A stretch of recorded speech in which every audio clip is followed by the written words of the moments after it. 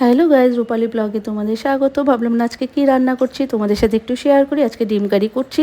ভাবলাম না ছোটো ছোটো মুহূর্তগুলো শেয়ার করতে ভালো লাগে। এখানে কিন্তু আমি কিচ্ছু দিইনি, আদা রসুন পেঁয়াজ আর কাঁচা লঙ্কা একটু গ্রেট করে নিয়েছি, আর নুন আর হলুদ, আর কিচ্ছু কিন্তু আমি দিইনি, কোনো মশলা কিন্তু এখানে ইউজ করিনি।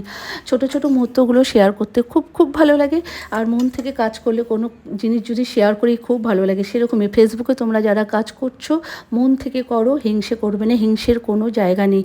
হিংসে করলে কিন্তু এগোতে পারবে না। আর ফেসবুকে যারা ধৈর্য সহকারে কাজ করছো তারা তো একদিন সাকসেস হবেই।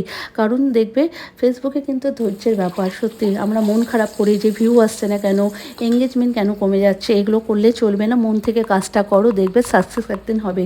তাই ভাবলাম না আমিও যখন ডিম কারিটা করছি একটু মন থেকেই তো রান্নাটা করছি, বলো। সেরকমই ফেসবুকেও যখন কাজ করি মন থেকেই করি।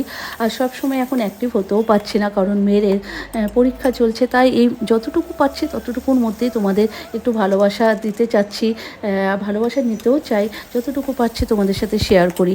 আর ভাবলাম না একটুখানি ডিম কারিটাও করি, একটু মনের কথাও তোমাদের বলি। তাই বলছি তোমরা সবাইকে বেশি বেশি করে ভালোবাসা দাও, সবার থেকে ভালোবাসা নাও, তাহলেই তো এগোতে পারবে। আর দেখো তোমাদের সাথে কথা বলতে বলতে আমার ডিম কারিটা হয়ে গেল। ভালো লাগলে কিন্তু একটু লাইক শেয়ার একটু কমেন্ট করবে, আর সবাইকে ভালোবাসা দেবে, আর সবার থেকে ভালোবাসা নেবে। কারণ বন্ধু ছাড়া কোনো জায়গা নেই এখানে। ফেসবুকে কাজ করতে হলে বন্ধুত্ব একান্ত দরকার। সেটাই বলছে, তোমরা সবাইকে ভালোবাসা নাও, সবার থেকে ভালোবাসা নিয়ে এগিয়ে যাও। এটাই কামনা করি, সবাই সাকসেস হও। সবাইকে কি বলবো আর, মনের কথা এতটুকু ছিল, সেটাই বললাম। চলো, ভালো লাগলে লাইক শেয়ার